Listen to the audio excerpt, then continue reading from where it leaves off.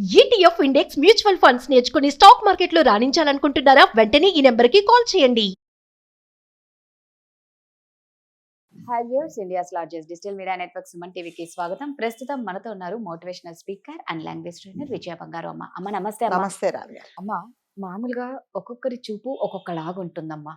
దిష్టి తీస్తూ ఉంటుంది తల్లి మామూలుగా పిల్లలకి, అవును. ఎవరి చూపు పడకూడదు. పడకూడదు. కాకపోతే ఇప్పుడు ఏమైపోయిందంటే అమ్మ, అబ్బాయిల చూపు అమ్మాయిల దగ్గరకు వచ్చేసరికి డిఫరెంట్ గా ఉంటుంది. అందరినీ అనము, అలా దృష్టితో చూసే అబ్బాయిల చూసేవాళ్ళం. దగ్గర అవును. అమ్మాయిలు ఎలా జాగ్రత్తగా ఉండాలి, వాళ్ళని ఎలా కనిపెట్టి ఇది మంచి చూపు కాదు మనల్ని చూసే పద్ధతి అని కొందరు ఇంట్లో కూడా సఫర్ అవుతూ ఉంటారమ్మా.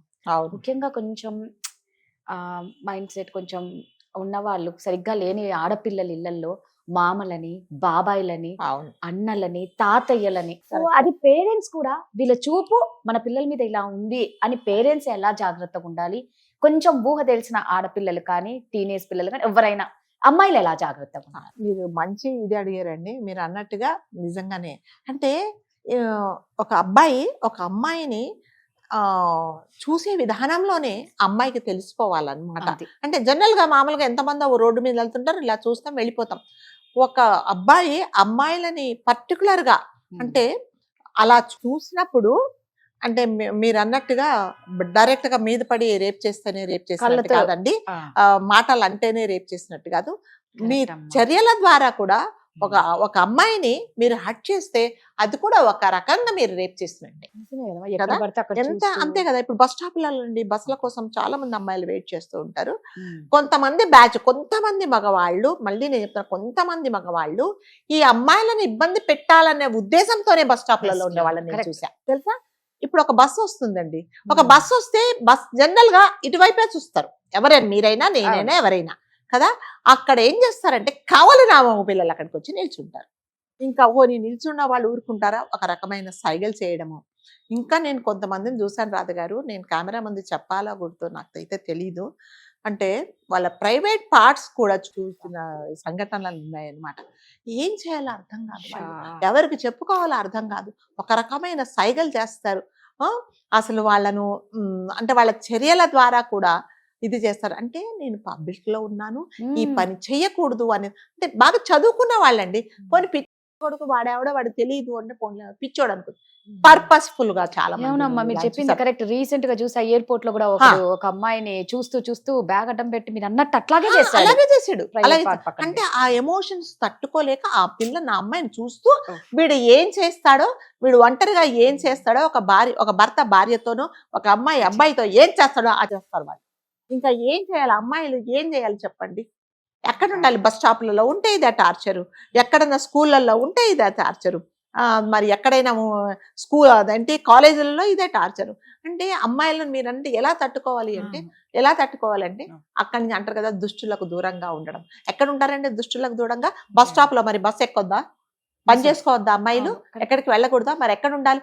ఇంకా బస్సులు ఎక్కిన తర్వాత ఇంకా అదొక రకమైన టార్చర్. కండక్టర్లు కూడా అలాగే తయారయ్యారండి. కావాలని రావడము, అమ్మాయిలను ఇలా అంటే ముట్టుకోవడము, ఇంకా వాళ్ళను కావాలని ఇలా టచ్ చేసి ఇంకా ఏమిటో చేయడము. కొంతమంది ప్యాసింజర్స్ కూడా అలాగే తయారైపోయారండి. అంటే ఇదంతా ఒక రకమైన టార్చర్.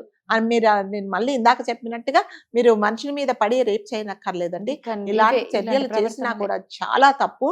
అంటే మీరు అన్నట్టుగా బాబాయిలు, తాతయ్యలు అంటే ఇది వరకు ఓన్లీ తల్లి తండ్రి దగ్గర ఉంటేనే సేఫ్ అని మనం అనుకున్న రోజులు పోయి, ఇప్పుడు ఓన్లీ తల్లి కడుపులో ఉంటేనే పిల్లకు సేఫ్, ఆడపిల్లలకు సేఫ్ అనే రోజులు వస్తాయేమో, నాకైతే తెలియదండి. అంటే చిన్న పిల్లలకు కూడా వాళ్ళ ఇంట్లో సొంత అన్న దగ్గర వదిలిపెట్టాలంటే భయం, తాతయ్య దగ్గర వదిలిపెట్టాలంటే భయం. మొన్న చూసాం బంజారా హిల్స్ లో ఒకతను ఆ అమ్మాయిని, చిన్న అమ్మాయిని, 12 ఏళ్ల 13 ఏళ్ల అమ్మాయిని 3 సంవత్సరాల నుంచి అతను రేప్ చేస్తున్నాడట. అతని వయసు ఏంటి, ఆ అమ్మాయి వయసు ఏంటంటే అంటే తప్పించుకొని తిరగలేనంత పరిస్థితి కూడా వస్తుంది కొంతమందికి. ఎక్కడికి వెళ్ళలేరు, ఎక్కడ ఉండాలో తెలియదు, ఎవరికి వెళ్ళి చెప్పాలో చెప్పలేదు. ఇంకా కొంతమంది తల్లులు ఉంటారండి, ఐఎమ్ సారీ టు సే, అమ్మ మామయ్య ఇలా చేశాడు, ఇలా మాట్లాడు. అదేంటి అలా మాట్లాడతావు? వాళ్ళు ఒప్పుకొని కూడా ఒప్పుకోరండి. అంటే మా అమ్మాయి ఇలా మాట్లాడాడమ్మా, నన్ను పలానా చోట ఇలా టచ్ చేశాడు, నాకు చాలా ఇబ్బందిగా ఉండిందమ్మా, నువ్వు కొంచెం చెప్పమ్మా అంటే కూడా చెప్పరు అనమాట. ఎందుకంటే వాళ్ళ అన్నదమ్ముల మీద వాళ్ళ అంత మీద నమ్మకం. కానీ నీ కడుపున పుట్టి పెంచి పెద్ద చేసిన అమ్మాయి తన బాధ వచ్చి తల్లికి చెప్పుకుంటే కూడా వాళ్ళు యాక్సెప్ట్ చేయరు. కాబట్టి అమ్మాయిలు అంటున్నారు కదా మీరు అన్నట్టుగా, అమ్మాయిలు వాళ్ళ సేఫ్టీ వాళ్ళే చూసుకోవాలండి. మీరు అంటే ఆ అబ్బాయి ఎలా చూస్తున్నాడు, ఈ చూపులు మంచిగా ఉన్నాయా, లేకపోతే వీడు వేరే ఒకలాంటి దృష్టితో నన్ను చూస్తున్నాడు అనుకుని సాధ్యమైనంత వరకు వాళ్ళను తప్పించుకొని తిరగడమే చాలా మంచిది. తప్పనిసరి పరిస్థితులలో ఏం చేయాలి. ఇంకొకటి ఏంటంటే ఒక్కళ్ళు ఉన్నప్పుడే వీళ్ళు ఇలా చేస్తారు. మీరు గుంపులుగా ఒక 4 అమ్మాయిలు ఉన్నారనుకోండి, ఆడంత సాహసం చేయడం, ఒకళ్ళు చేస్తే అందరు పోయి పీకుతారు ఒకటి పట్టుకొని కదా. కాబట్టి వీళ్ళు ఏం చేస్తారు, కావాలని చేస్తారు అనమాట. ఆ బ్యాగులు పుచ్చుకొని బ్యాగులు అడ్డం పెట్టుకొని ఇంకొకలాగా చూసి కన్ను గీటి ఇలాంటివి కూడా చేస్తారండి. తర్వాత వాళ్ళు అంటే వాళ్ళ బాడీ పార్ట్స్ ఏమున్నాయో వీళ్ళు అవి చూపిస్తారనమాట. ఇవన్నీ చాలా అంటే ఎయిర్పోర్ట్ అంటే అంటే మంచి డిగ్నిఫైడ్గా ఉండేవాళ్ళు ఎయిర్పోర్ట్లో ఉంటారు, ఎయిర్ ఫ్లైట్స్ ఎక్కుతారండి. ఇప్పుడు అది కూడా లేదు, అది కూడా రైతు బజార్ అయిపోయింది. ఫ్లైట్ కూడా ఎక్కడానికి ఎవరికి ఏం లుంగీలు కట్టుకొని నైటీలు వేసుకొని కూడా ఫ్లైట్లు ఎక్కుతున్నారు.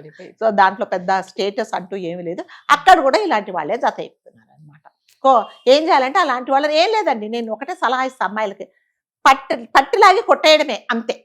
ఇప్పుడు వాడు ఏం చేశాడో చుట్టుపక్కల వాళ్ళకి చెప్పడం. ఇప్పుడు మనం కళ్ళు మూసుకొని ఎంతసేపు అని దాచుకుంటావు. కొంతమంది అమ్మాయిలు చాలా భయపడిపోతారండి అలా చూస్తే కదా. ఏం చెప్పాలో తెలియదు, ఎవరికి చెప్పాలో తెలియదు, అసలు ఎలా చెప్పాలో తెలియదు. నేను ఒక చిన్న ఇన్సిడెంట్ చెప్తాను. మా అమ్మాయికి నేను when she was in 7th class తన స్కూల్ వదిలి పెడదామని, ఆ రోజు నాకు క్యాబ్ రాలేదు, సారీ ఆటో రాలేదు. తనను నేను వేరే ఆటో తీసుకెళ్దామని నేను తీసుకెళ్తున్నానండి. ఒక 10 years ago వెళ్తూ ఉంటే ఎదురుగుండా చిన్నపిల్లలు జస్ట్ 12 years 13 years ఉంటాయి, 3 కూర్చున్నారు. నేను మా అమ్మాయి అనుకుంటా, అమ్మ చూడమ్మా ఎంత చిన్నపిల్లలు స్కూటర్ మీద వెళ్తున్నారు, ఏమన్నా పడితే ఎట్లా అంటే, ఆ పిల్లలండి వాడు మమ్మల్ని చూసి ఇలా కన్ను కొట్టాడండి. 12 years వాడికి. అంటే మగపిల్లలను తల్లిదండ్రులు ఎలా పెంచుతున్నారు, మేము ఎందుకు నిజంగా చూసాం. ఎలా చూసామంటే పాప మీ పిల్లలు ఇంత స్పీడ్గా వెళ్ళిపోతున్నారు, ఎక్కడ పింద పడిపోతారు, ఎవరికైనా గుద్దుతారేమో, వీళ్ళకేమవుతుందో అని మేము చూస్తే వాళ్ళు పర్టికులర్గా దగ్గరకు వచ్చి గట్టిగా కేకలేసి ఇలా కన్ను కొట్టేసి వెళ్ళిపోయారు వాళ్ళు. ఇంకేమనాలి చెప్పండి. అంటే మనం ఏమంటాం, పట్టి కొడతామా వాళ్ళను? అంటే వాళ్ళకు ఒక సాడిజం అనమాట. ఇంకా కొంతమంది ఏం చేస్తారంటే, మనం పాపం కామ్గా వెళ్ళిపోతుంటామా, మనం పక్కకు వచ్చేసి గట్టిగా అరిచేస్తారండి, బండిల మీద వచ్చేసి గట్టిగా వచ్చేసి అరిచేసి. అంటే మనం ఏదో ఆలోచించుకుంటాం, మన మూడ్ ఎక్కడో ఉంటుంది, మనం అంటే absence of presence of mind ఉండదు ఒక్కొక్కసారి. అలా అంటే మనం ఎంత డిస్టర్బ్ అయిపోతాం. ఇవన్నీ చాలా మంది మగవాళ్ళు మగ పిల్లలు కూడా చేస్తున్నారండి. సో వీళ్ళందరినీ తప్పించుకోవడం అంటే మీరు అన్నట్టుగా మనల్ని మనం కాపాడుకోవడమే. ఒక్కళ్ళు ఉండకుండా సేఫ్గా ఒక 4గురిలో ఉంటే వీళ్ళు నిజంగా చేయరండి, అలా చేయరు. ఇలాంటివన్నీ జరిగేదంటే ఆఫీసులలో కూడా ఇలాగ చేస్తారండి. కావాలని ఆ బాస్ ఏం చేస్తారంటే, బాసో ఎవరైతే హయ్యర్ అథారిటీస్ ఉన్నారో కావాలని అమ్మాయిలను ఈరోజు ఉండాలని చెప్పేసి ఉంచేసి ఏమీ అనరు. కంప్యూటర్లో ఏదో పని చేసుకుంటే దగ్గరకు వచ్చి వెనకరించి చూసుకోవడము, అక్కడ ఏముందో చూడడము, దాని తర్వాత అదొక వంక అనమాట. సో ఇవన్నీ కూడా చాలా మటుకు చాలా మంది సఫర్, కానీ ఏం చేయలేము. అంటే ఒక అమ్మాయి అంటే చాలా మటుకు అండి మన దగ్గర మన 80% 90% ఆడవాళ్ళు బయటకు వచ్చారంటే వాళ్ళ కుటుంబ పోషణ కోసం, వాళ్ళ సర్వైవల్ కోసమే వస్తున్నారు. కాబట్టి సో వాళ్ళు తప్పనిసరి పరిస్థితులలో ఏది ఏమైనా సరే నేను పని చెయ్యాలి, ఈ వంకతో నేను మానేస్తే నా కుటుంబం రోడ్డున పడుతుందని చాలా మంది కళ్ళల్లో నీళ్లు పెట్టుకొని ఇంకా అలాంటి పనులు తప్పకుండా చేయాల్సిందండి. ఎవరో 10% ఏదో టైం పాస్కి వచ్చే వాళ్ళు ఉన్నారు, వాళ్ళ జోలికి ఎవరు వెళ్ళారండి. టైం పాస్కి వీళ్ళు ఉద్యోగాలు చేస్తున్నారా, లేకపోతే వీళ్ళు కావాలని అంటే వీళ్ళ కుటుంబ పోషణ కోసం వస్తున్నారని తెలుసుకొని అలాంటి వాళ్ళ జోలికి వెళ్ళరు. ఎందుకంటే వాళ్ళు టైం పాస్కి వస్తారు, కొట్టేసి నీ ఉద్యోగం ఏంటి నువ్వేంటని వెళ్ళిపోయి ఆడవాళ్ళు ఉన్నారు. కానీ వీళ్ళు ఏం చేస్తారంటే ఏం చేయలేరండి, చెప్పుకోలేరు. అంటే నేనేం చేశానండి, కంప్యూటర్లో పని చేస్తున్నది ల్యాప్టాప్ దగ్గర వెనకుంటే నేను గైడ్ చేస్తున్నాను అని చెప్తారు.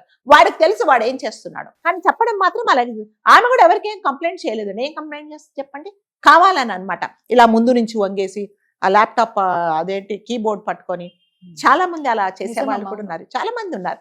సో దానికి మనం ఏమి చేయలేదండి. సో మనం రక్షించుకోవాలి అంటే కంపల్సరీగా. కాకపోతే ధైర్యంగా ఉండాలి, కరెక్ట్. ధైర్యంగా మాట్లాడాలి, ధైర్యంగా ఎదుర్కోవాలి.